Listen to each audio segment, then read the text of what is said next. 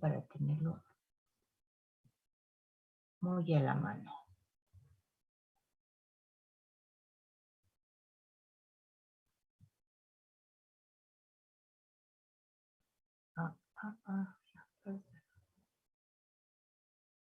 Hoja actual, eso es lo que quiero.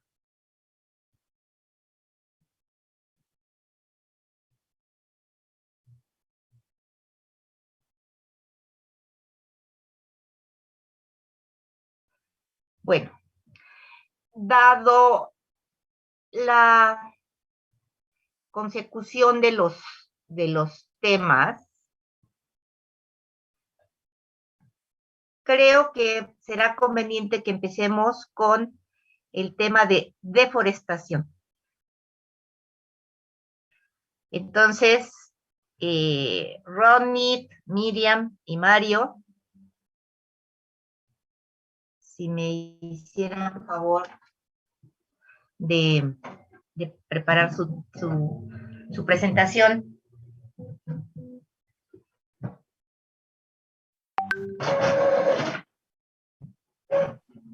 Sí, ahorita, un momento. Por favor.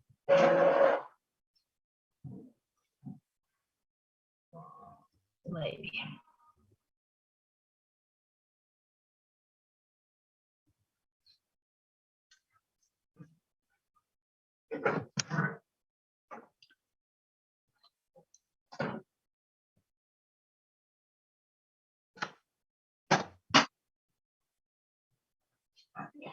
Voy a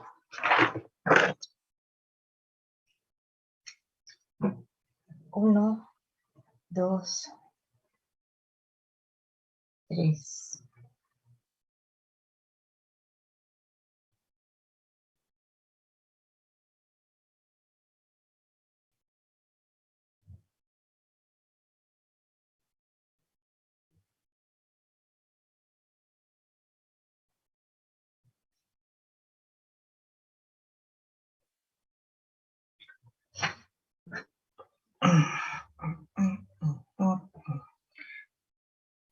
Voy a dar el orden.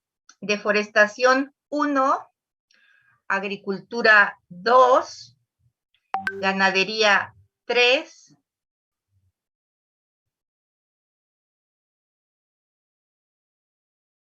urbanización 4, industria textil 5, minería 6, turismo 7 e introducción de especies invasoras 8. ¿Sí? ¿Ya están listos? Sí. Pues bueno, vamos a presentar nuestro tema de deforestación. Y en la siguiente... Perdóname, Ronnie. Nada más, por favor, pongan todos atención, porque de aquí se pueden derivar una serie de preguntas para la reflexión final. ¿Sí? Gracias. Ahora sí, Ronnie. Ok. En la siguiente vemos un poco los temas que vamos a ver. La siguiente. Ya. ¿Qué sería el objetivo? Bueno. Un poco el objetivo es recordar, porque a lo largo de la carrera sí es muy recurrente este tema y muchos otros temas que son importantes hoy en día.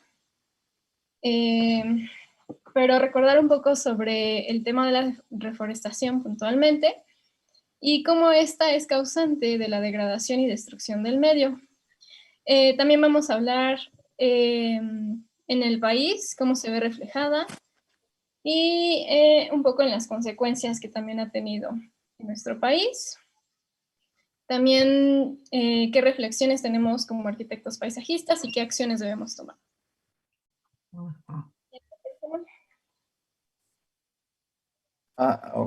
Bueno, comenzamos con definir lo que es deforestación, que de manera general podremos considerar que es un cambio de uso de suelo.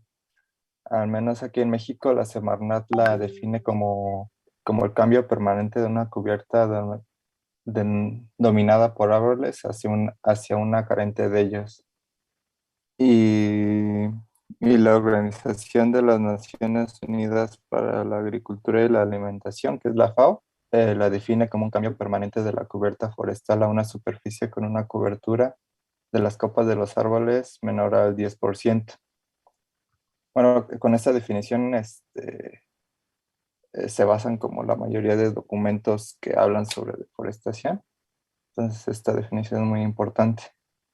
Eh, digamos, a nivel mundial, la principal causa de deforestación es la agricultura, que da pie a cultivos comerciales como el aceite de palma y caucho. Acá pusimos que no debe Diremos confundirse que con la otra degradación cosa, ambiental. perdón, ¿Perdón? diremos este cambio de uso del suelo, ¿sí? En Ajá. alguna medida hacia la agricultura, ¿sí? No solo son estas especies o estos cultivos, sino son muchos otros también. Sí, Sí, perdón. sí, bueno, nada más como para mencionar que no se debe confundir con la degradación ambiental, que es, digamos, una fragmentación, que significa que aún existe el ecosistema, pero ya no funciona bien. Uh-huh. Ahondando un poco más en las causas de la deforestación, justo como mencionaba Mario, la agricultura y la ganadería son de las actividades que más pues deforestan o causantes de esta deforestación. Después tenemos empresas madereras, que son las generadoras de papel o generadoras de madera comercial, que son muy partícipes también de esta deforestación.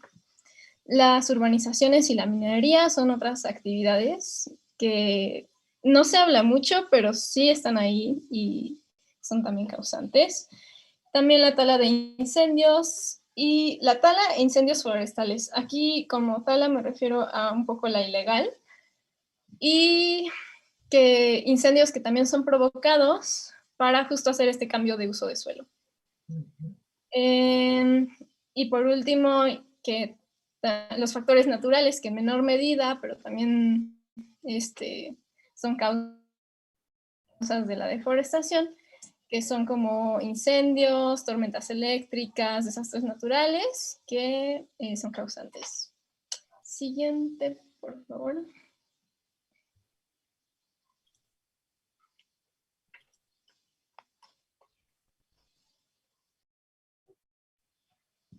Aquí hablo cómo se degrada el medio, que, o sea, tenemos las causas y consecuencias. En las consecuencias tenemos que la extinción de animales o pérdida de su hábitat, los animales son los a los que primero les pegan, ¿no? Como la deforestación. Porque pues ya no está, su hábitat cambia completamente y muchos se tienen que ir, muchos mueren, entonces hay esta extinción de animales o de especies y la pérdida del hábitat. También el cambio climático, y esto es porque en los bosques, los árboles fungen y tienen mucho que ver con el ciclo hidrológico. Entonces, esto genera como que a la hora de que no hay árboles, el sol pega directamente en el suelo y no se genera esta humedad que existe en los bosques, lo que hace que el suelo se vuelva más caliente y contribuye al cambio climático. Por otro lado, la erosión del suelo, el hecho de que el suelo esté ya seco, se va erosionando, va teniendo pérdidas de la capa vegetal, entonces también es una consecuencia bastante dura. Aquí puse una imagen una imagen de cómo se ve con la deforestación tropical del aceite de palma y los productos de madera, y como incluso hasta parecen minas, ¿no? Yo estaba en fotos y digo, wow, esto parecen minas y ni siquiera, ¿no? Pero la siguiente, por favor. Y si ven el color del suelo, se ha convertido en un color muy claro. O sea, ha perdido su materia orgánica. Uh-huh. Siguiente. También tenemos la destrucción de la capa terrestre, como había mencionado, y como vimos en la imagen anterior, la contaminación del oxígeno a la hora de los incendios, a la hora de la pérdida, este ciclo se va perdiendo, entonces la contaminación es más alta. Y la pérdida de árboles frutales, con esto me refiero a que ya no tenemos especies que sean polinizantes, o bueno, como las abejas, entonces estas se van también extinguiendo o van cambiando de lugar y no tenemos esa pérdida de frutos. Siguiente. Sí, y bueno, acá como para tener una visión general de lo que está pasando en México, acá la pérdida de ecosistemas por deforestación se debe principalmente al crecimiento de la industria ganadera y agrícola con el cultivo de soya, palma y de alimento para ganado, sí, siendo la parte sur de México la más afectada. Digamos, en los últimos años, el año 2016 se convirtió como en el año donde más hectáreas eh, se deforestaron, que son 253,000 hectáreas, que equivale, digamos, a una extensión mucho más grande que la Ciudad de México.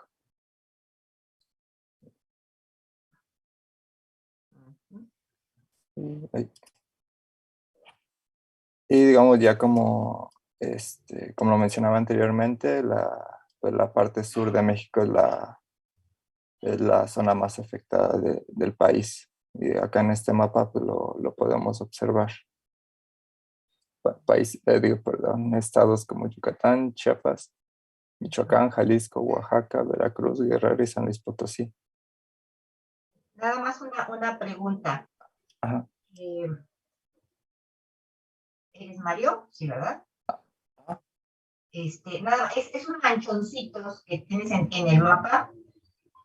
¿Corresponde solo para marcar el estado o corresponden a las coberturas que se han deforestado? ¿Cómo? No lo escuché muy bien. Perdón. Si las manchas que nos estás mostrando en el mapa, ¿sí? Ajá. Solo para marcar los estados o está tratando de marcarnos la cobertura vegetal que ha sido dañada por la deforestación. Ah, sí, es la cobertura, ajá, dañada. Ajá. Sí, sí, es la deforestación bruta. Gracias. Sí. Ahí, bueno, acá en esta gráfica se pueden observar la superficie de hectáreas deforestadas desde 2001 a 2018 y acá se observa que en el año 2016 es la que pues, más hectáreas sufrieron deforestación. En el 16.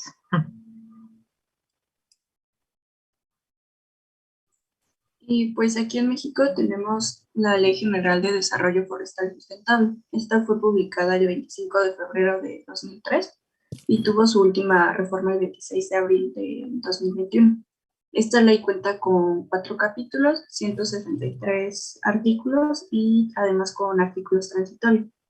Y tiene por objetivo regular y fomentar el manejo integral sustentable de los territorios forestales, así como la conservación, protección,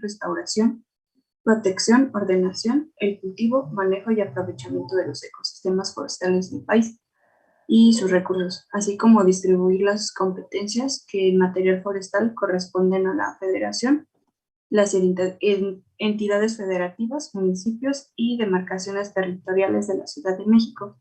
Estuve checando que también algunos estados tienen como que su propia ley, pero Ajá. son pocos. Entonces, me parece que toman como base la que es la de la Ciudad de México como para toda la República. Sí, la ley federal, la general, y de esa se derivan las de los estados. Y aún a veces hasta en los municipios. Sí, muchas gracias, Miriam. ¿Me pasas la siguiente, por favor? Sí. Ah, yo pensé que me... No, falta esa. Así fue. Y bueno, nuestro papel como arquitectos paisajistas en la deforestación. Y pues sabemos que poco a poco la arquitectura de paisajes se ha ido involucrando en los proyectos de recuperación y reforestación de áreas verdes.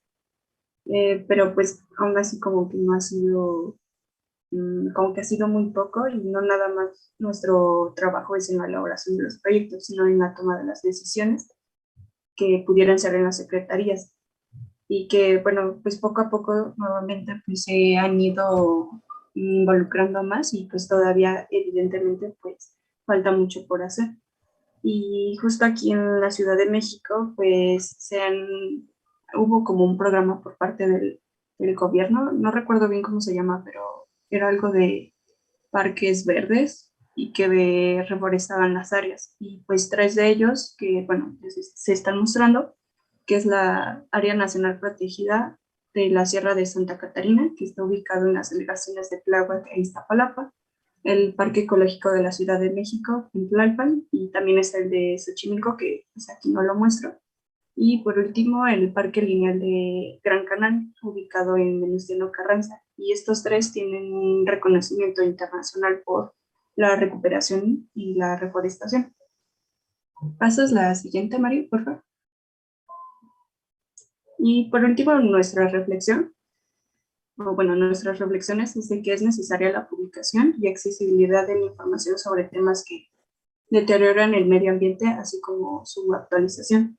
Además que es necesario buscar soluciones a organizaciones y grupos corruptos que generan un negocio a partir de la tala ilegal, generar más conciencia y sensibilización ante los efectos que genera la deforestación en la sociedad, tener una regulación desde el marco jurídico sobre los permisos de empresas extranjeras o industrias que llegan a los bosques y selvas, y plantear nuevas maneras de intervenciones arquitectónicas paisajísticas sostenibles y promover proyectos ambientales que rehabiliten los ecosistemas de México. Y por último, la criminalización a grupos pequeños que han vivido de la leña como combustible. Y bueno, pues por nuestra parte sería todo. Igual, pues, ¿tienen Muchas alguna gracias. duda? Pues Muy nos dicen. Gracias. Por favor, les voy a pedir que guarden sus dudas y las hacemos al final todos en grupo. Anoten para que vayamos abriendo las dudas. Pues un tema muy relacionado con la deforestación es la agricultura, así es de que vamos a seguir con agricultura, ya nos lo dijo este equipo, ¿no? Que hay dos actividades que son parte, que están muy relacionadas con la deforestación, y una de ellas es la agricultura. Entonces vamos con la agricultura, por favor.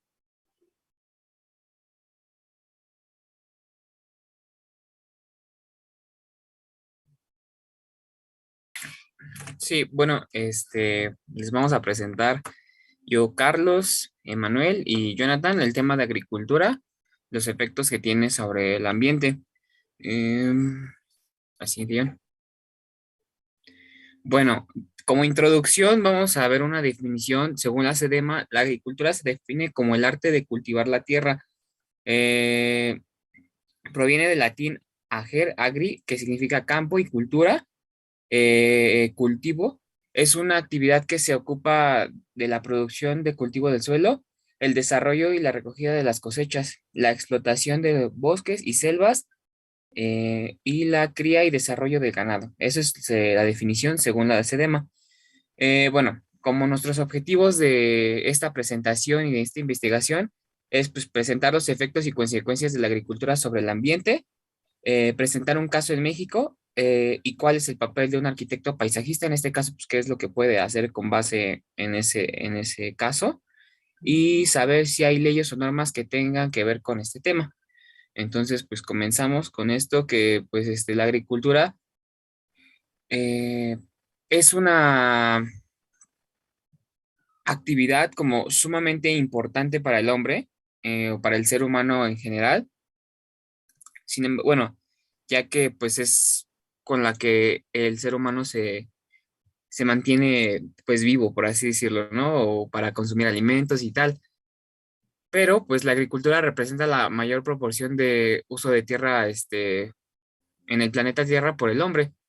Solo los pastos y los cultivos ocupan el 37% de la superficie de las tierras.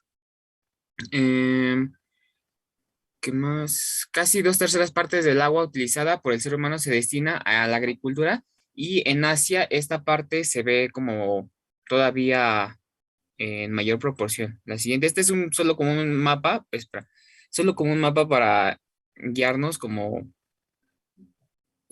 qué representa la agricultura con respecto al planeta Tierra. Los principales efectos de lo negativos de la agricultura es que están deteriorando los ecosistemas naturales.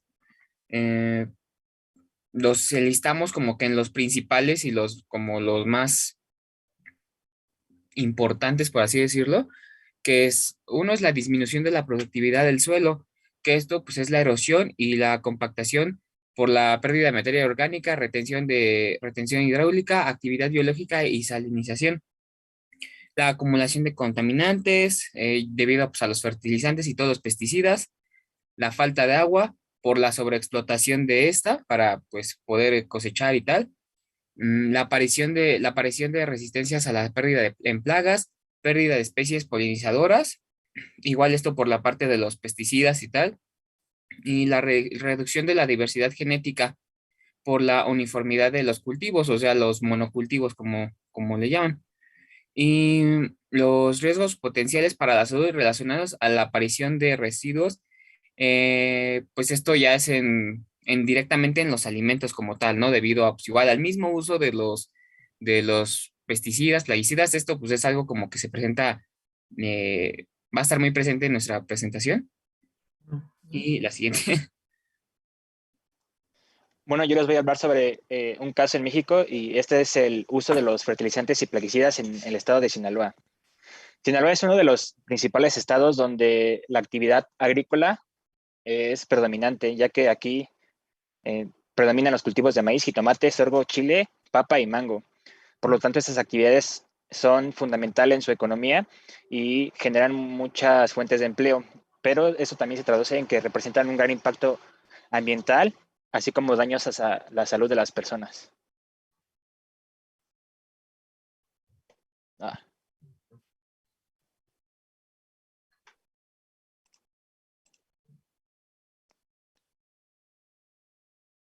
Uno de los principales problemas que enfrenta este estado es el gran uso de fertilizantes y plaguicidas químicos, los cuales han generado problemas de contaminación en el suelo, la erosión del mismo y la contaminación del agua, así como la pérdida de la materia orgánica del suelo y la contaminación de los sedimentos a través de las descargas de sustancias tóxicas tanto al suelo como a los sistemas hídricos. Esto se debe principalmente a dos razones. Una que es la aspersión aérea, que es el método con el que se rocían estos plaguicidas y fertilizantes. Este consiste en el uso de avionetas que sobrevuelan los campos agrícolas a 25 o 50 metros para asperjar estas mezclas. Pero el problema que tiene este método es que son de las formas más contaminantes e ineficientes para combatir las plagas y para fertilizar los cultivos, ya que solo una pequeña cantidad de esta mezcla llega a ser efectiva, mientras que el resto termina contaminando el entorno por deriva ambiental. La deriva ambiental es la contaminación indirecta que se hace de esta sustancia hacia el entorno. Bueno, según un estudio, la dispersión de estos plaguicidas, solo 1% de esta mezcla llega a ser efectiva, mientras que la otra queda en el follaje, otra llega al suelo y puede llegar a infiltrarse e incluso contaminar el agua subterránea. Esto según informa la Agencia para Sustancias Tóxicas y el Registro de Enfermedades. Y otra razón es que uno de los plaguicidas más usados es el glifosato, la cual recientemente se integró a la lista internacional de plaguicidas altamente peligrosos del Pesticide Action Network International.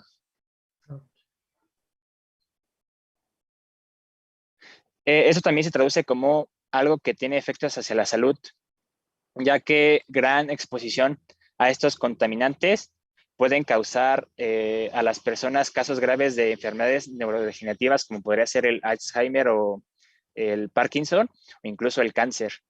Y esto es importante porque afecta tanto a los trabajadores como a las personas que viven cercanos a estos campos de cultivo.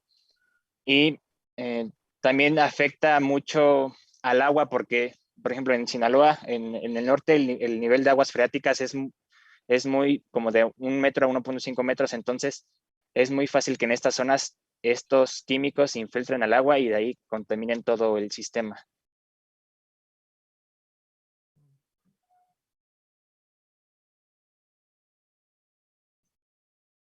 Bueno, ya con base en este proyecto, eh, analizamos, bueno, este proyecto, en este problema que se presenta aquí en México, eh, analizamos y discutimos entre nosotros como cuál sería el papel del arquitecto paisajista dentro de esto y cómo puede ayudar, de qué manera. Y encontramos tres principales que pues van desde la planificación, la gestión, eh, que bueno, hablando ya de ellos como tal, es un papel del arquitecto paisajista ante esta problemática, es actuar como un gestor y como impulsar las leyes y normas para que se regule todo este tema de los fertilizantes y plaguicidas, que son las como que afectan tanto a los alimentos como al mismo suelo y demás. Ya otro punto donde puede intervenir es el arquitecto es en la planificación, es decir, en la creación de planes de desarrollo en los que se establezcan lugares donde sí y no se puede intervenir o más bien cultivar o desarrollar esta actividad, ya que pues como vimos en este caso, pues luego no hay lugares o suelos aptos para la agricultura y sin embargo, pues se lleva a cabo ahí esa actividad. Pues ya por último, puede el arquitecto paisajista también desarrollar estrategias de diseño para que pues ayudara a esta actividad de cierta manera, porque pues es sumamente importante como para el ser humano, para su supervivencia, pero hay que desarrollar esta actividad de una manera ecológica, sin dañar, y pues puede verse desde, no sé, rotación de cultivos, técnicas de permacultura, esto para ayudar a mejorar pues los sistemas agrícolas y pues esas serían como que las cosas en las que puede intervenir un arquitecto paisajista.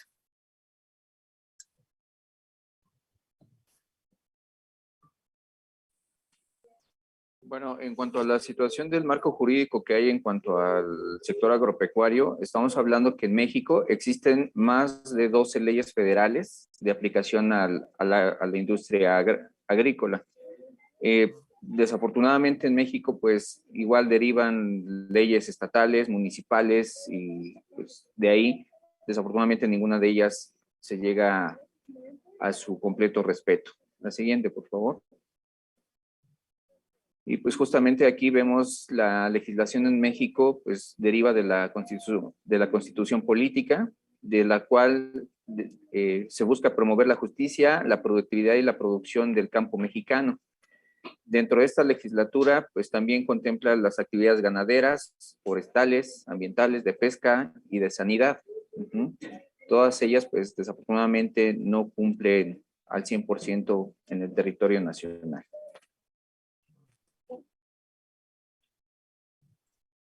Y bueno, como conclusión, sabemos que la actividad agrícola en México no ha parado de crecer y con esto nos damos cuenta que ha sido y será una actividad esencial para cubrir la necesidad alimentaria de la población, pero debido a esta gran demanda se ha recurrido a sistemas y métodos de producción para maximizar esta producción, los cuales son eficientes a corto plazo, pero a la larga terminan alterando y dañando la salud de los ecosistemas, así como a la salud de las personas.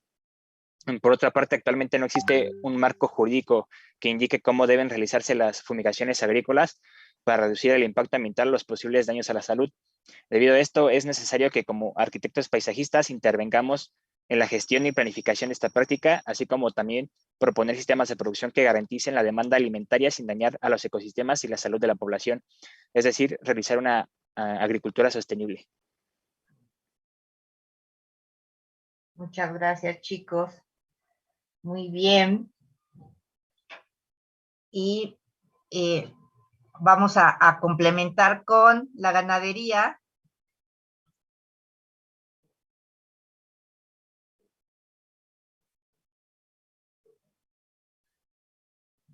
Sí, buenos días.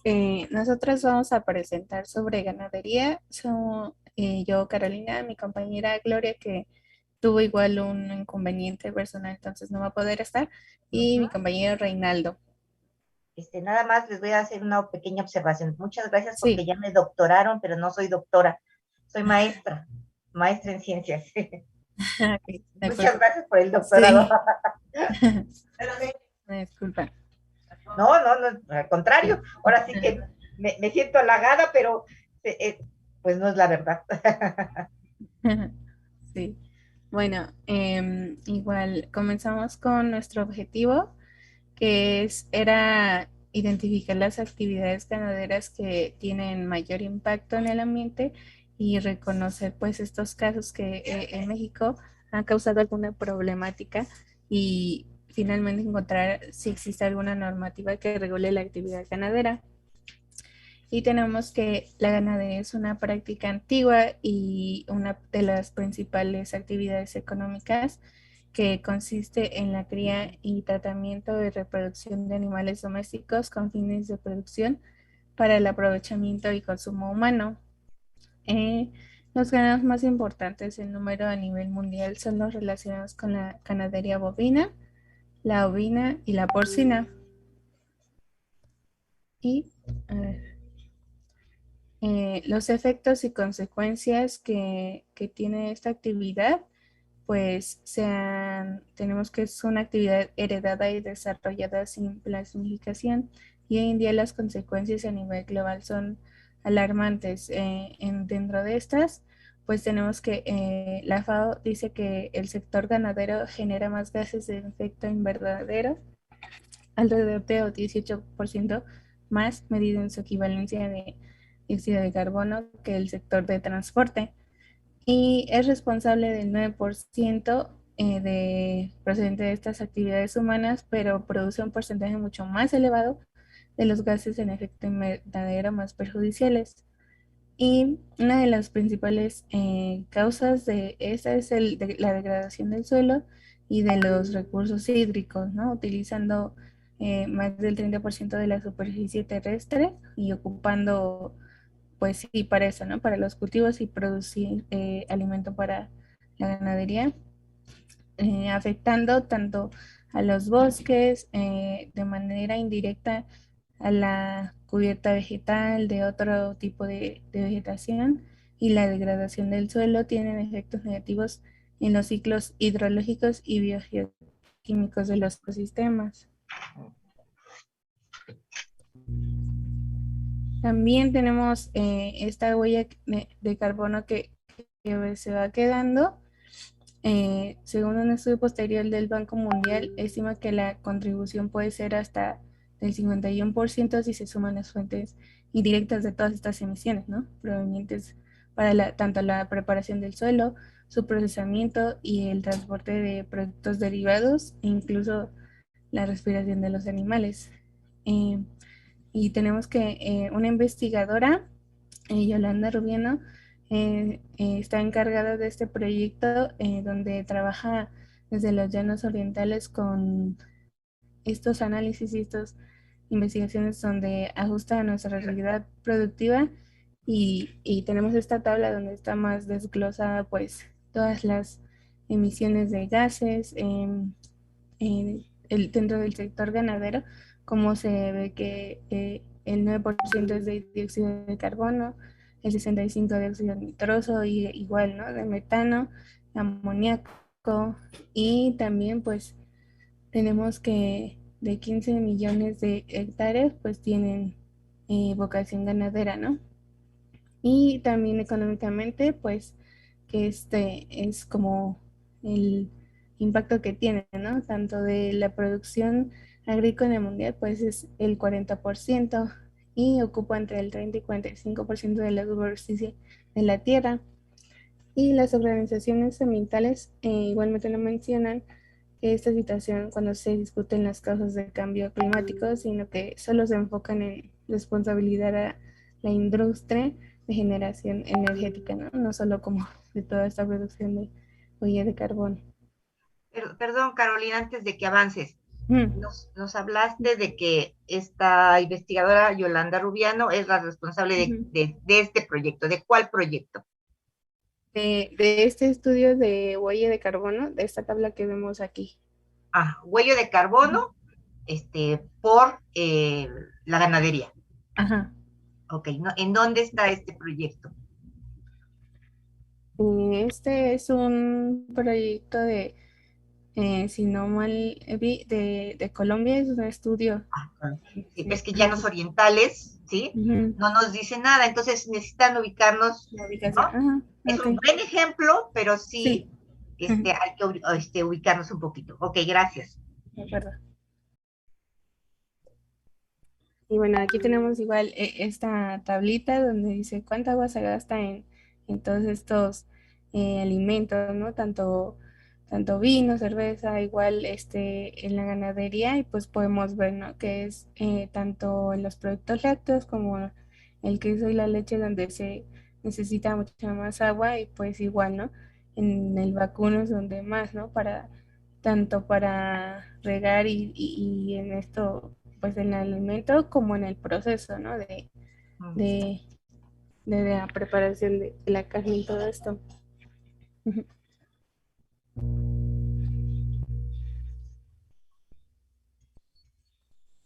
Bueno, en cuanto a la ganadería en México, ya contextualizándolo específicamente aquí, encontramos que realmente México sí es un país ganadero que tiene cierta relevancia, principalmente con las crías de ganado bovino, porcino, ovino, también un poco de caprino y aviar.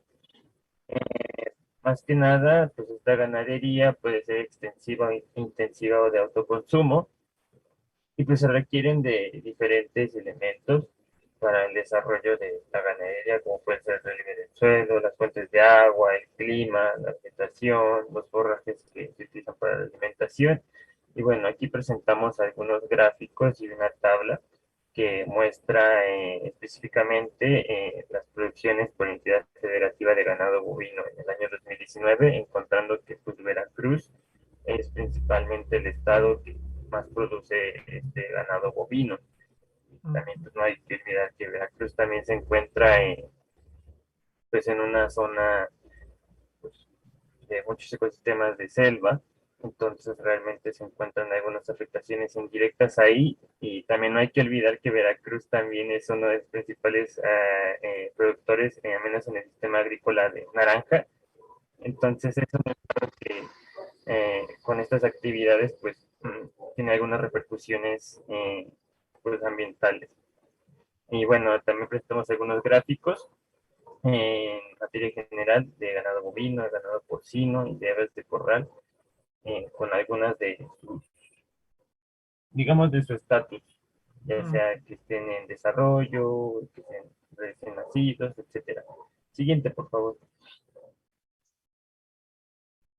Bueno, ya en algunos casos en específico, recordamos que han pasado en México, encontramos este ejemplo de las granjas porcinas en Yucatán. Fue un caso algo sonado en su momento, yo lo recuerdo, de hecho, y bueno, ya investigando, según Greenpeace, en la península de Yucatán se encuentran 257 granjas porcinas, o sea, de cerditos, de las cuales solamente 22 presentaron manifestación de impacto ambiental. No hay que olvidar que la península de Yucatán pues, se encuentra en una zona altamente turística, pero que a la vez tiene un valor de biodiversidad altísimo, tanto en ecosistemas como en especies. Y bueno, 5 de cada 10 granjas porcinas estaban en selvas cercanas, 45 de las granjas, de las 257, operaban en áreas naturales protegidas, y 36 de estas 45 se encontraban en la Reserva Hidrológica Anillo de Cenotes. Y Reinaldo, bueno, perdón, ¿nos hablas en pasado o todavía en presente? Es que dijeron, ah, operaban. es que algunas sí se llegaron a clausurar, pero no todas. Ok. Y, Imagínense si cochinita pibil, ¿qué vamos a hacer?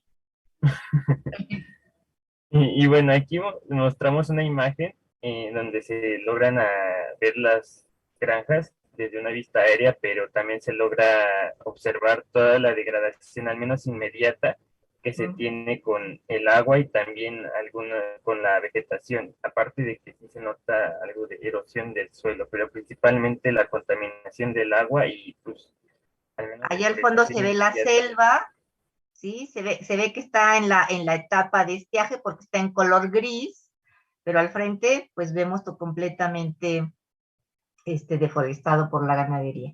Sí, gracias. Sí, exactamente. Y bueno, en estos estudios que se realizaron, pues se logró identificar que en la deforestación de estas granjas porcinas arrasó con 11.000 hectáreas de selva al menos. Y esto también significa un riesgo importante para las especies en peligro de extinción, además de que también tuvo una repercusión social en cuanto al desplazamiento de productores locales apícolas y agrícolas por contaminación del agua y también despojo de tierras, porque pues, estas granjas también están dirigidas por grandes empresas como Quequén y demás. Y también una repercusión importante es la extracción masiva de agua del subsuelo y la contaminación, que realmente, si nos damos cuenta, los cenotes también son muy vulnerables y también los acuíferos en general de esta zona de la península de Exacto. Yucatán. Por el tipo de suelo que tenemos un suelo calcáreo, ¿no? Y que es kárstico, se va abriendo, se va rompiendo, y pues la contaminación es muy, muy fácil. Sí. Siguiente, por favor. Y bueno, aquí otro caso, igual en México, en este caso en Jalisco, es de otras granjas. Estas ya son más variadas, pero son de Bachoco, Pruani y Jena.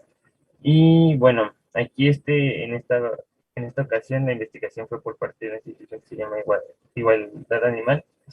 Y bueno, aquí se encontró principalmente que estas granjas tenían un alto impacto en la generación de gases de efecto invernadero, contaminación atmosférica del agua y también algunos daños a la salud de poblaciones, tanto animales como humanas.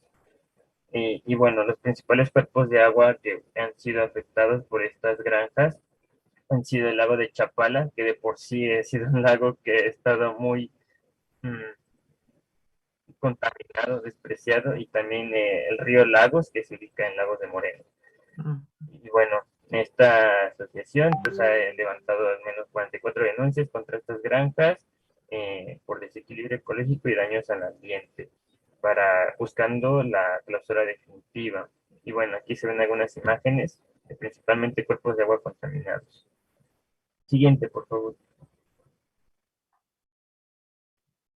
Y bueno, en cuanto a la normativa de la ganadería en México, encontramos que la ley principal que regula esta actividad es la Ley de Organizaciones Ganaderas, pues la cual establece bases para procedimientos y organización en general de de las instituciones ganaderas en el país, pues, para que se integren criterios, se sustenten desarrollos, mejoramiento de procesos y pues la comercialización de los mismos. Pero en este caso también quisimos mencionar algunas leyes que se vieron vulneradas, algunas leyes y normas que se vieron vulneradas en los casos anteriores que expusimos. Y bueno, aquí se encuentra la Ley General de Equilibrio Ecológico y Protección al Ambiente, también la NOM 001 de Semarnat de 1996, que establece límites de contaminantes en las descargas de aguas residuales, también la NOM 127 SCA de 1994, que esta también tiene que ver con el uso del agua y la salud, principalmente de consumo humano, y también la 059 de la Semarnat, que pues, es muy conocida, que está aquí donde se tienen listadas las especies en peligro de extinción, que son muchas especies, al menos en la selva, las que se han visto vulneradas. Siguiente, por favor. Y bueno, ya para finalizar, las conclusiones y pues principalmente cabe recordar que las actividades ganaderas pues han sido un ámbito cultural e histórico y realmente es una actividad primaria y como estamos en México es una actividad que genera pues es de importancia económica y por lo tanto pues no es como si se fuera a dejar de hacer, principalmente también por la producción de alimentos y porque realmente genera pues, una gran cantidad de dinero, pero también hay que empezar a tener conciencia y llevar a cabo acciones que comiencen a contrarrestar todos esos impactos negativos y pues por tratar de empezar con ese cambio. Y bueno, como posibles acciones como arquitectos paisajistas, pues proponemos la creación de programas de manejo en paisajes agropecuarios, también la generación obligatoria de evaluación de impactos ambientales por cada parte del territorio destinado a la actividad ganadera. También ya en casos de sitios que se encuentren deteriorados o con afectaciones, ya sea del agua o del suelo, pues también plantear estrategias de diseño para la regeneración de los mismos y el saneamiento del agua. Y bueno, finalmente proyectos para la seguridad alimentaria. Muchas gracias. Eso sería todo. Muchas gracias, Reinaldo.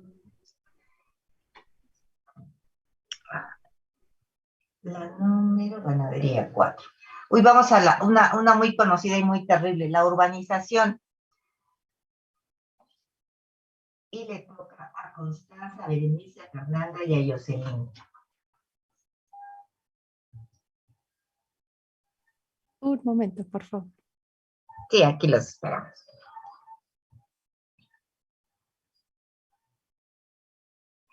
A pesar de que estamos viendo cada una de las diferentes actividades por separado para facilitarnos el entendimiento, no sé si se van dando cuenta que todas están interrelacionadas. ¿Sí?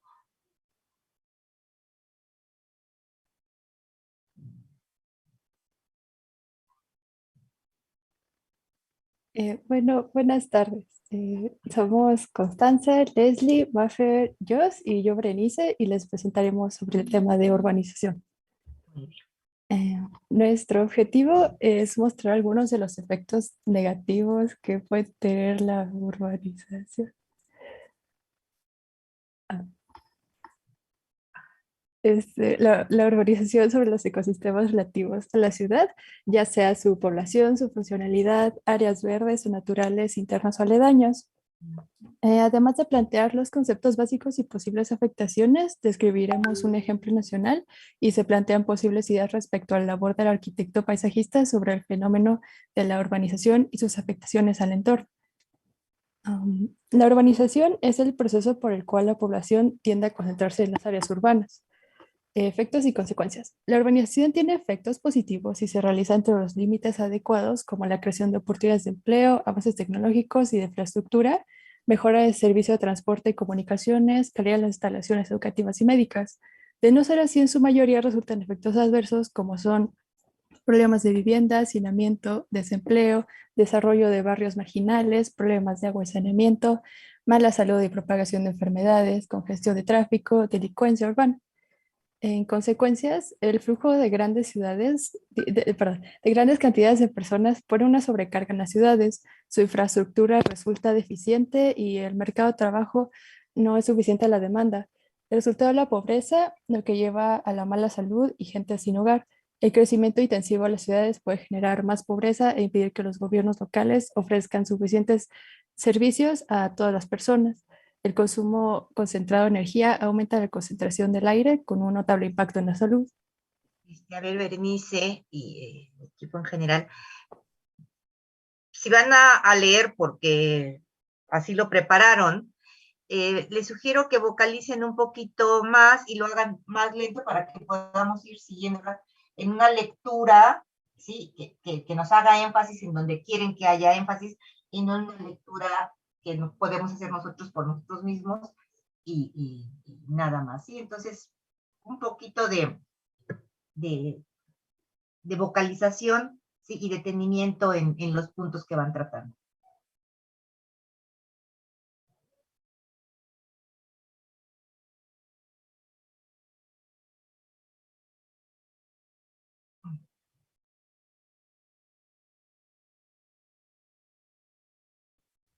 Bueno, en cuanto a la Ciudad de México, las principales consecuencias que tiene el quitar las áreas verdes en la reducción es que el agua pues no se puede filtrar al suelo, lo cual esto nos lleva a que se provoquen inundaciones, las cuales pues se incrementan debido a que el concreto no es permeable y por lo tanto los acuíferos al no recibir el agua comienzan a secarse y esto hace que se provoquen lo que son los socavones y las grietas. Otro punto importante es que al reducirse igual las áreas verdes, la humedad de la precipitación pues disminuye considerablemente, lo cual puede generar en algunos lugares sequías. También se aumenta la temperatura, ya que pues el pavimento pues refleja el calor y es en lo que ahorita en varias ciudades hay como consecuencia que son las islas de calor.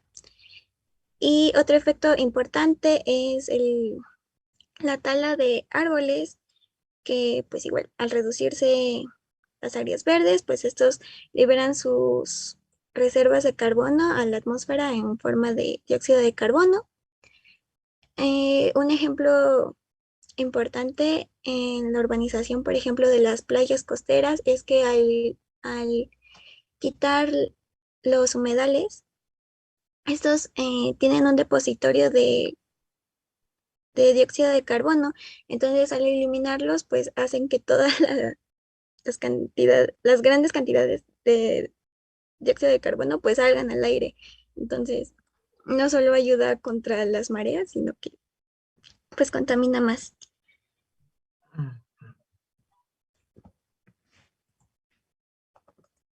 Sí.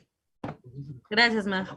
Bueno, yo les voy a contar un poquito sobre el caso particular del puente vehicular de Xochimilco, que desde su principio todo estuvo mal porque para empezar nos hizo la encuesta que se le debe de hacer a las poblaciones de la zona, sino que solamente el gobierno decidió realizarlo.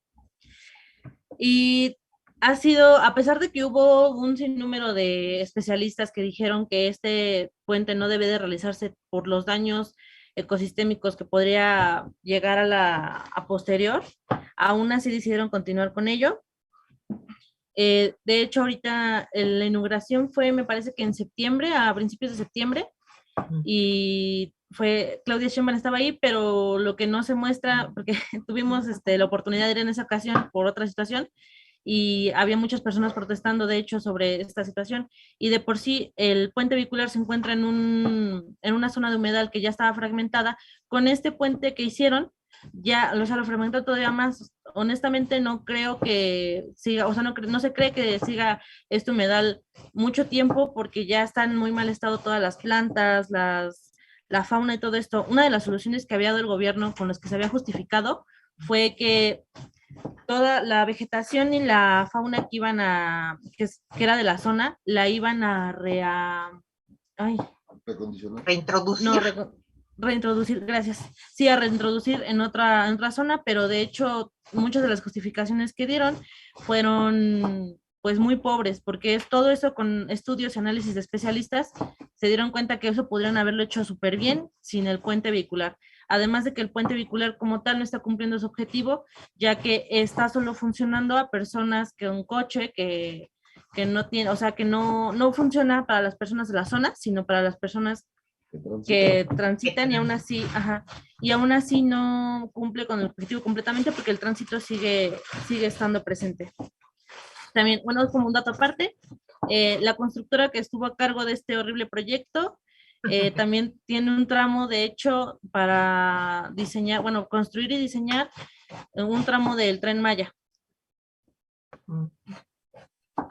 Muy bien. ¿A qué altura está este puente? Por Cuemanco, ahí por Canal Nacional. El que tenemos a la izquierda es el mercado de plantas, en la foto del medio, aquí. Sí, es el mercado de plantas y a la derecha aparece lo que es la reserva del PEX. ¿Ese sí es el mercado de plantas? Sí. ¿Este que marqué? Ok. Gracias, nada más para ubicarme un poquito. Gracias, nada que ver con el de Muyuguarda, es otro más. Gracias. Bueno, en cuanto a las normativas y las leyes, pues la base principal obviamente es la Constitución política que nos rige. Y de ahí, a partir de estas, se generan las diferentes leyes, como la General de Asentamientos Urbanos, la Ley Federal de Vivienda, la Ley Orgánica de la Administración Pública, la Ley del Servicio Público de Energía Eléctrica y la Ley General de Equilibrio Ecológico y la Protección del Medio Ambiente. También depende mucho del estado y la ciudad. Van a surgir lo que son las normas y los reglamentos correspondientes a la urbanización. Un ejemplo que pues ya hemos visto es lo del COS y el CUS, que es el coeficiente de utilización del suelo y el coeficiente de ocupación del suelo, que son los que pues nos dictan las normas para construir, que se supone que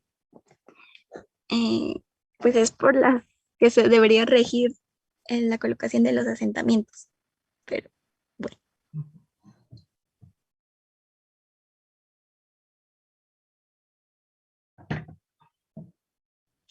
Y bueno, en cuanto al papel del arquitecto paisajista, pues como tal no podemos detener la urbanización, pero lo que sí podemos hacer es que con la planificación, el diseño, la gestión, la conservación de los espacios abiertos, pues podemos garantizar un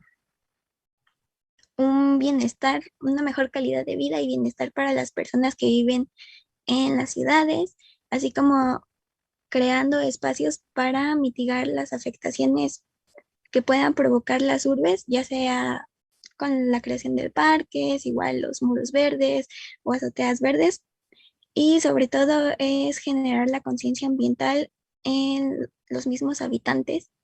Y esto para lograrlo, pues nuestro principal papel es utilizar el diseño, la selección y ubicación de elementos tanto de vegetación como mobiliario, luminaria, entre otros, para crear un plan de integración en el que se una la comunidad, y también hay que tener en cuenta el mantenimiento y la limpieza de estos espacios para que así sigan cumpliendo con su plan y que no sean como los muros verdes que pusieron en Periférico, que solo estuvieron vivos como 2 meses y les dejaron de dar mantenimiento y pues obviamente ya no cumplen la función que deberían de tener.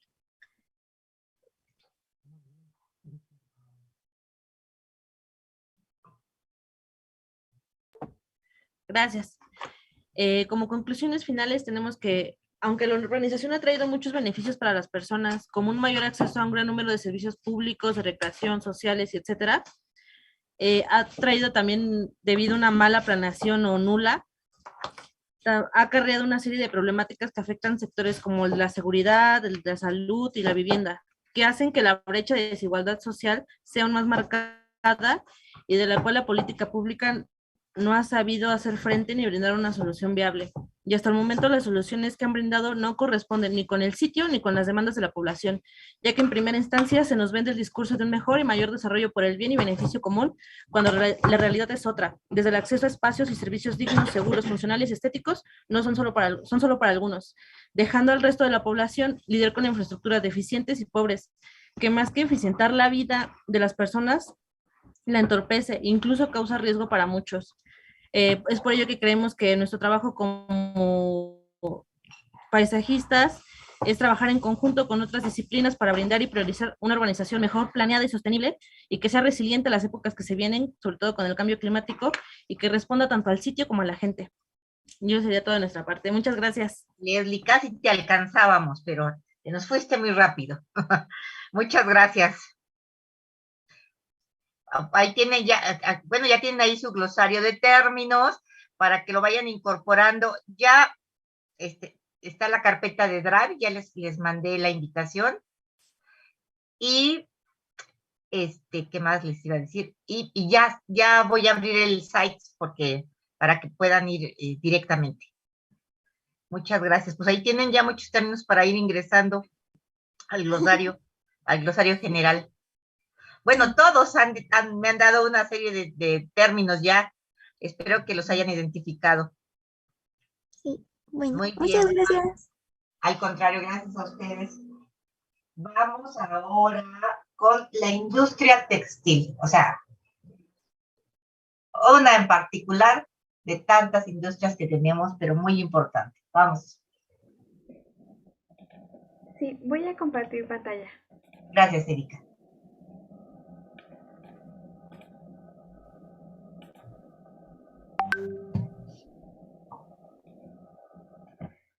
Bueno, nuestro equipo está conformado por Axel, Jacqueline y yo, Erika, y nosotros vamos a hablar acerca de la industria textil. Los temas que vamos a abordar en esta exposición es justamente el concepto de industria textil, México en este contexto, los efectos y consecuencias sobre el medio ambiental, la cantidad de agua que se necesita para diferentes prendas, cómo incluso esta industria textil afecta la salud de las personas, algunas normas y leyes y conclusiones. Bueno, la industria textil es una de las actividades económicas más practicadas en todo el mundo. Sin embargo, no existe una conciencia o conocimiento de los efectos que puede causar tanto al medio ambiente como a nuestra salud. Es por eso que el objetivo de esta exposición es hacer conciencia sobre cómo esta actividad humana impacta el día con día y cómo nosotros contribuimos en ella. ¿Qué es la industria textil? La industria textil es una actividad económica dedicada a la manufactura de hilos, fibras y telas y otros materiales para obtener productos derivados como la ropa. Esta industria abarca entonces la confección de prendas, calzado y otras piezas que usan las personas para vestirse. Esta industria es intensiva en máquinas y equipos con gran impacto en costos por combustibles y electricidad. Tiene poca flexibilidad para producir tejidos de moda debido a que se requiere grandes inversiones para adquirir el equipamiento para producir textiles de innovación. La industria textil está vinculada con otras industrias como es la automotriz, aeronáutica, muebles, entre otras. Independientemente de que la industria textil es indispensable para nosotros, ya que la ropa que incluso traemos puesta en este momento pasó por este proceso. Erika, vas muy rápido. Haznoslo más tranquilo para que puedas hacer énfasis en lo que estás diciendo y te podamos seguir en la lectura. Ah, perdón, sí. Empezaste a correr. Tranquila. Lo siento. Gracias. Esta industria es considerada una de las más dañinas y contaminantes del medio ambiente, ya que es la encargada de producir aproximadamente el 20% de las aguas residuales globales, además del 10% de las emisiones globales de carbono. Erika, eso te iba a decir, que no habías pasado de pantalla y a lo mejor de lo que nos estabas hablando lo teníamos en pantalla. No, todavía no. Bueno, México se caracteriza por la confección de prendas, como son pantalones, playeras, vestidos y calzados, así como la fabricación de fibras sintéticas, algunos artículos para baños y telas. El 60% de las exportaciones que hace el país son principalmente para Estados Unidos, mientras que el 20% son para países del continente americano como son Nicaragua, Costa Rica, Venezuela, Colombia, Bolivia y Chile. El 18% son ya exportaciones a los diferentes continentes y el 10% ya es para consumo nacional. Entre los estados que producen la mayor cantidad de estas exportaciones se encuentra hasta arriba el Estado de México con aproximadamente el 22.4% de producción nacional, seguido de Puebla con el 16.9%, después Hidalgo con el 12.6%, Ciudad de México con el 6.3% y Guanajuato con el 5.7%. De hecho, en el mapa de abajo pueden ver los 10 estados principales en la producción, donde también se encuentra Coahuila, Tlaxcala, San Luis Potosí, Querétaro, Chihuahua y en realidad el resto de los estados también producen, pero en una menor cantidad. Estos son los principales.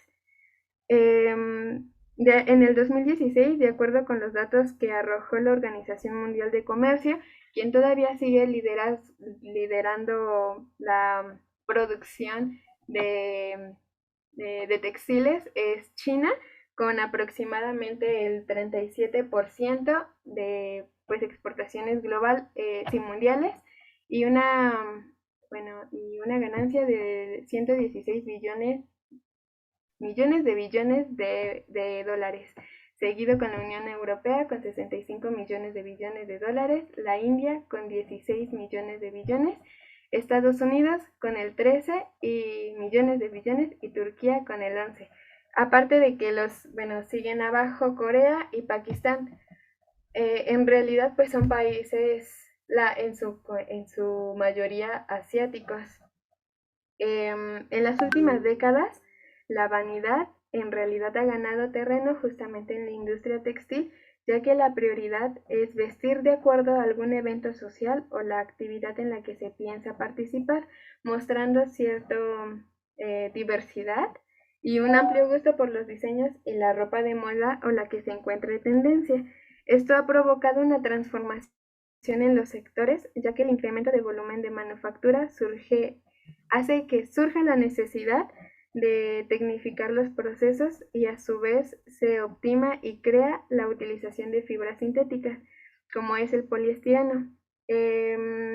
Como consecuencia, el uso de fibras naturales dejan de ser un objeto de transformación y comienza el incremento de la utilización de sustancias químicas como son varios ácidos, los cuales son utilizados para tratar de convertir estas fibras sintéticas en telas. Pero es importante recalcar que independientemente de que se comiencen a utilizar, más bien de que disminuyó el uso de fibras naturales, esto no quiere decir que el impacto sea menor, ya que independientemente de que en las fibras sintéticas se utilicen más productos químicos, las fibras naturales también dañan de en cierta cantidad al medio ambiente y a nuestra salud.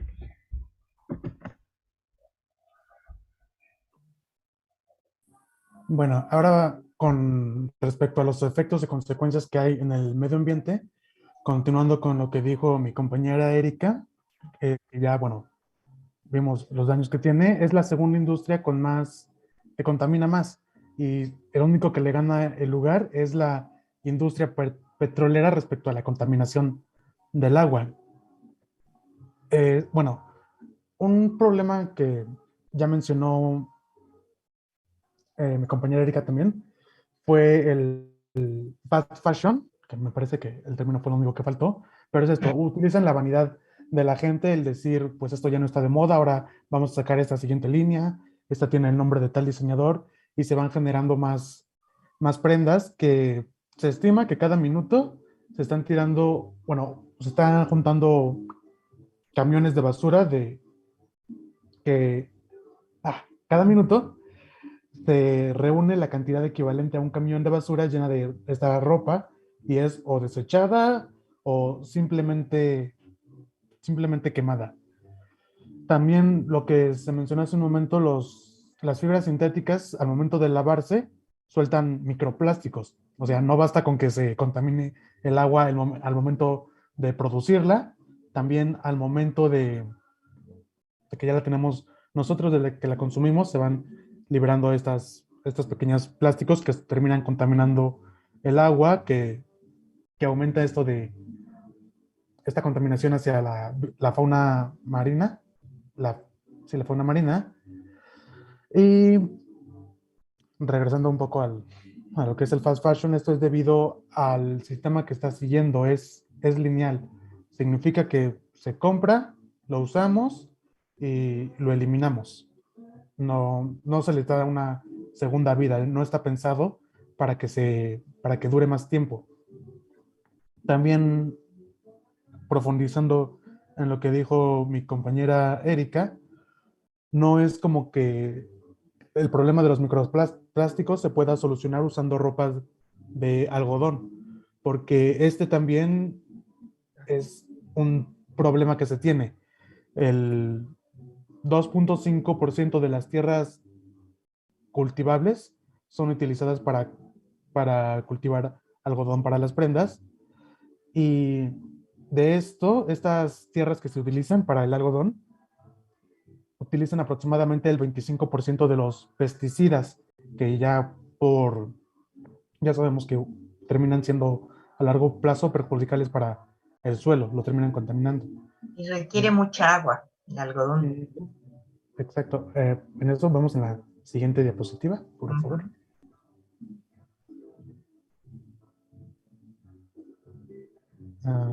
Eri, no estoy seguro si ya cambió y soy yo el que no lo está viendo. Estamos en efectos y consecuencias. Sí, perdón.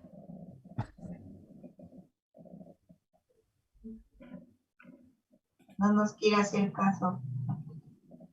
Aquí está justamente la huella hídrica del consumo de agua. Consume mucho. Bueno, para empezar, el cultivo del algodón ya nos está consumiendo bastante. Y si lo comparamos con otras industrias, en la tabla de arriba a la derecha se puede ver el textil, la cantidad de agua por toneladas que se necesitan para su producción. Y bueno, vamos a enfocarnos un poco más en lo que es la producción, las industrias textiles. Hay todo un proceso. En la parte de abajo está el proceso de la industria textil. Encolorado, lavado, blanqueamiento, mercerización. Por ejemplo,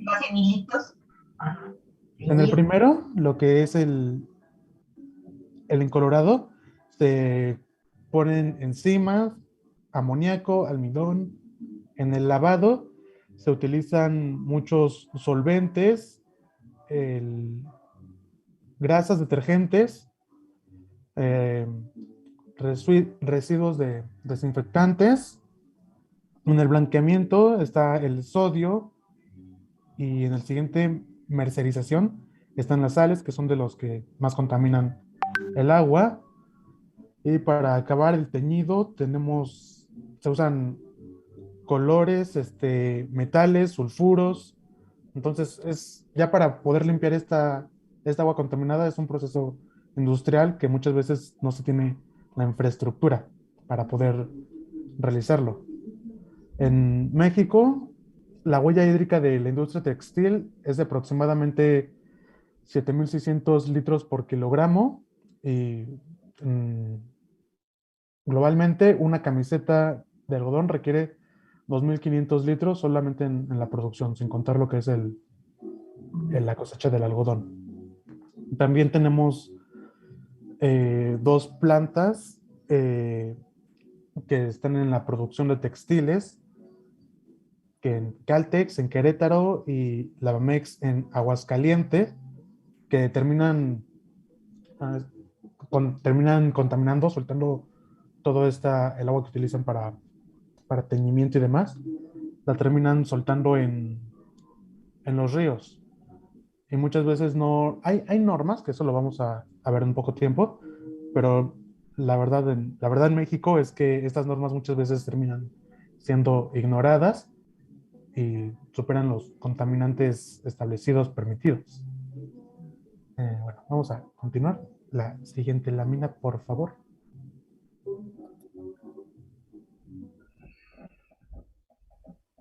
Yo les voy a mencionar algunos de los riesgos que conlleva trabajar en la industria textil.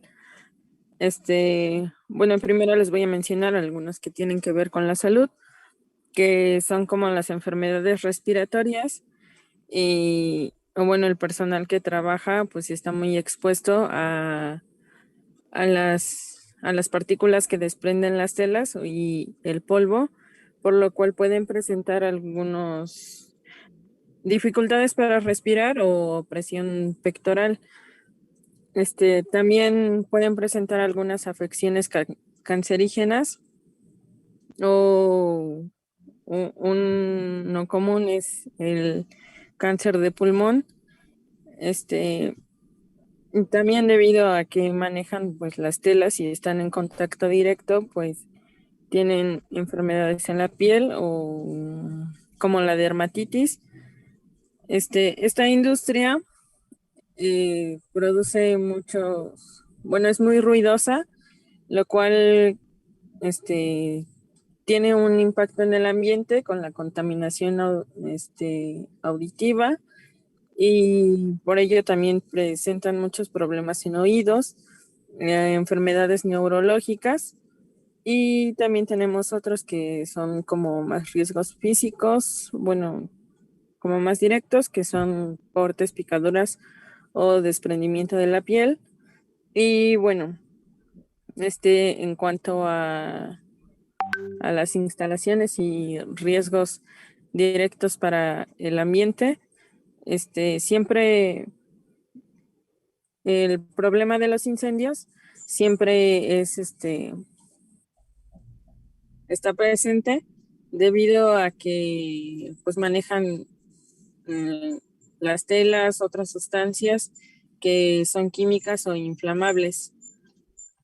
Por lo tanto, no están exentos de correr ese riesgo. Y bueno, un caso muy conocido fue en el 2013, el 24 de abril, donde hubo 1.134 muertes y fue en Bangladesh cuando hubo un sismo y por las condiciones que tenían a todos los trabajadores, pues no los dejaron salir y hubo un derrumbe y pues provocó muchísimas muertes. Es un caso anexo a. Sí. Aquí mismo en el del 85 sucedió. Sí, es una industria muy, no sé, riesgosa y esclavizada. Pero ¿qué hacemos sin ropita para estrenar cada domingo? Eso sí. Bueno, tenemos el marco legal que, aunque no tenemos como tal algo que nos rija esta industria, solo hay una norma que es la norma oficial mexicana, NOM PA, CCA, que fue escrita en 1993. Esta establece los límites máximos permisibles de contaminantes en las descargas de aguas residuales a cuerpos receptores que pues, reciben estas aguas residuales que provienen de la industria textil. Sin embargo, hay otras leyes que pueden ser aplicadas para esta industria, como es la Ley General del Equilibrio Ecológico y la Protección al Ambiente, la Ley de Aguas Nacionales, la Ley General para la Prevención y la Gestión Integral de los Residuos, la Ley de la Industria Eléctrica, la Ley Federal de Responsabilidad Ambiental. Bueno, solo por mencionar algunas, porque hay otras que también pueden aplicarse.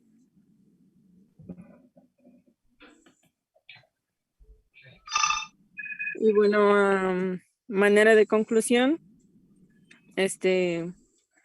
la generación de nuevos modelos de negocios, mercados emergentes, ciencia y tecnología resultan clave para lograr una economía circular en el sector moda y textil. Esto bueno, se refleja en que nosotros podemos hacer uso de prendas de segunda mano. Y bueno, en las redes sociales está como muy presente en estos momentos. No sé si alguno ha estado en contacto con algunas de esas páginas o así. Sí, ya existe esta alternativa. También algunas empresas de la industria de la moda empiezan a mostrar cierta conciencia ecológica que se refleja en algunas acciones que promueven el reciclaje de textiles. No sé si también lo hayan escuchado, pero algunas empresas te dan cupones para si llevas tu ropa para reciclar. Aquí en México no es muy común, sin embargo, en otros países como en Alemania sí se lleva más a cabo esta actividad como alternativa. Bueno, aquí presentamos un esquema donde están las materias primas, el reciclado interviene y para poder llevar otra vez el proceso del diseño, la producción, la distribución, el consumo, la utilización, la reutilización, la preparación y, bueno, compartir. Es lo que les mencionaba, se recolectan estas prendas o las mismas tiendas, como ya nos salieron a la venta algunas prendas, reciclan las mismas para regresar este ciclo. Y bueno, Axel también nos va a mencionar algunas alternativas.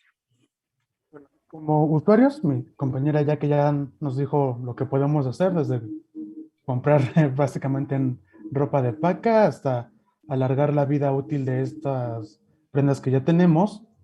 Y ahora como arquitectos paisajistas, la verdad se siente que tenemos muy poca cabida en este sitio. Es algo más que tiene que ver con las normas regulatorias, pero somos una carrera pues que trabaja con muchos otros profesionistas. Entonces nos podemos ganar territorio en lo que sería la creación de normas, la propuesta para regular los contaminantes, o incluso si no estamos tan metidos en lo que es el gobierno y todo este mundo, podemos también generar infraestructura verde, espacios para la limpieza de agua, humedales, que es cierto, necesitan ya algo más a nivel industrial, pero también la vegetación ayuda a filtrar ciertos materiales. Los humedales es el trabajo a los humedales artificiales es el trabajo que muchas veces realizan, o incluso hay más infraestructura que se puede realizar para infraestructura verde que nosotros trabajamos para la limpieza de estos cuerpos de agua, que es el principal medio afectado. Esto sería pues todo de nuestra parte. Muchas gracias por su atención. Muchas gracias. Muy interesante esta industria en particular. Algo importante de las industrias, de lo cual no hablaron, o lo hablaron muy rápidamente más bien, es que todas ellas son industrias que finalmente tienen procesos de combustión y finalmente generan calor, emiten partículas al medio ambiente, entre muchas otras cosas, además de la contaminación del agua. Pero muy interesante. Vamos ahora con 16. La minería. Vamos con la minería. Sí, ya vamos. Gracias.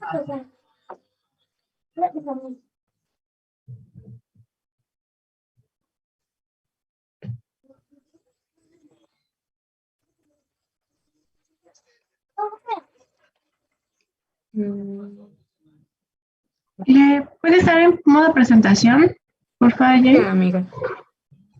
Listo.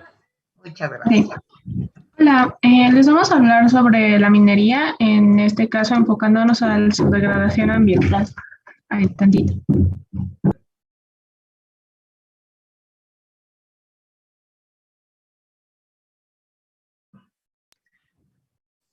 Estos son los temas que se van a abordar.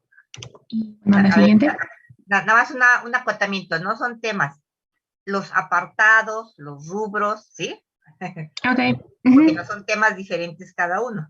Es el tema que ustedes van a abordar, es el de la minería, marcando esta serie de apartados. Sí, gracias.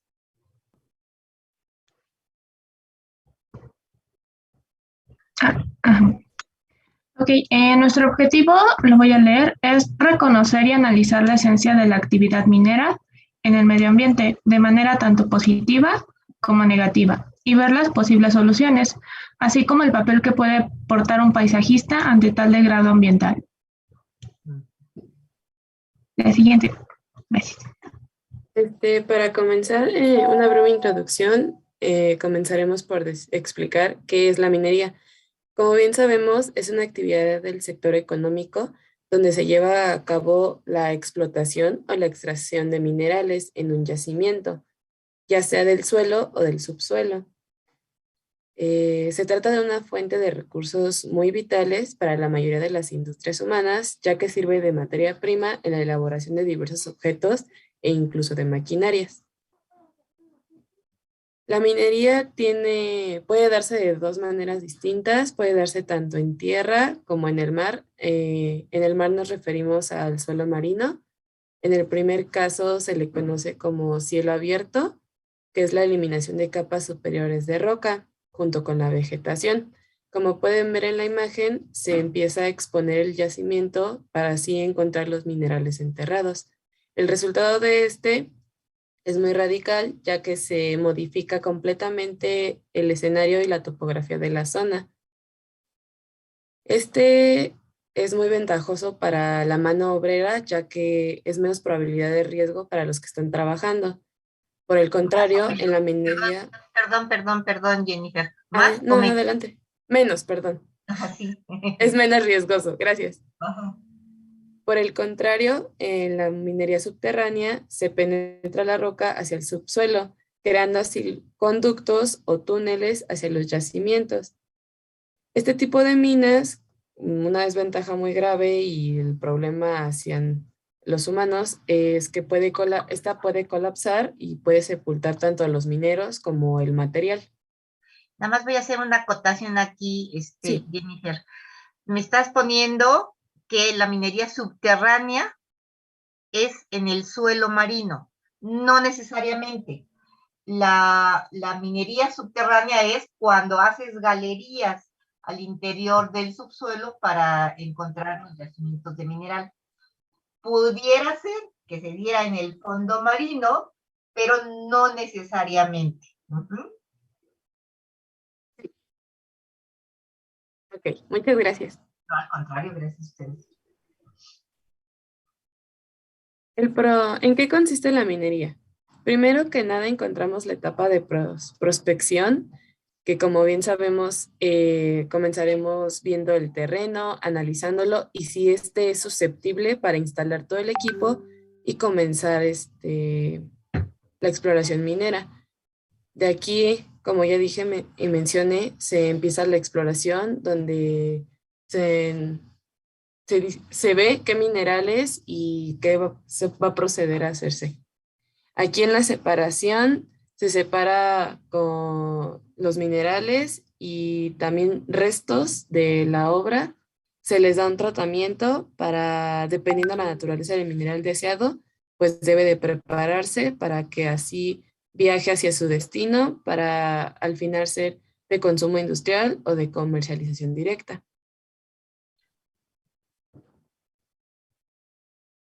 La extracción de minerales puede darse de tres tipos: la minería metálica, la no metálica y la energética. En la metálica creo que es la más común y la que todos conocemos, que pueden ser puros o no, que puede ser el cobre, el oro, la plata, el aluminio, el plomo, entre otros. La no metálica es extraer materiales para la construcción, para la joyería. Son de naturaleza no metálica, la arcilla, el mármol, el granito, la esmeralda, entre otros. De manera energética se extraen hidrocarburos y minerales de alto valor energético, como lo son el carbón mineral, el gas natural y el petróleo.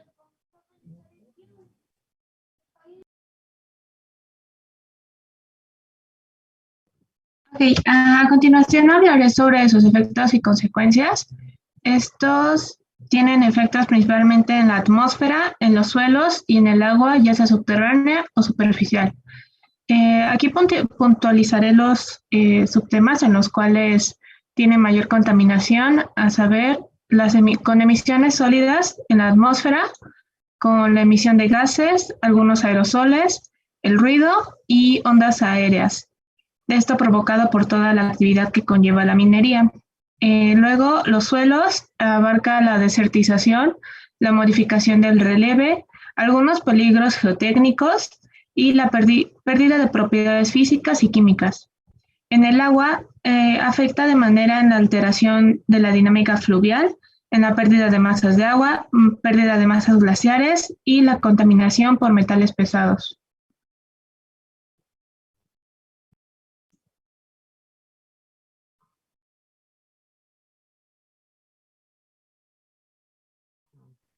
En cuanto a la minería en su papel en el país, siguiente, por favor. tenemos que la minería, bueno, México es uno de los países que dentro del ranking de los primeros 10 productores de 17 minerales, teniendo en cuenta que tenemos 4 estados que son principales productores y exportadores de materiales, sería en Sonora, Zacatecas, San Luis Potosí y Chihuahua, representando el 2.3% del PIB nacional y el 8.1% del PIB industrial. Siguiente. Perdón, Guanajuato no está dentro del... Los primeros 4 no. Del ranking, ok, gracias. Y tenemos aquí un ejemplo, bueno, una de las primeras afectaciones que tiene la minería en el país es la modificación del paisaje, generación de desechos, alteración de recurso hídrico tanto en su calidad y en su flujo, afectaciones de la vida silvestre, vegetal y animal, y la contaminación atmosférica. Del lado derecho tenemos un ejemplo. Este se dio en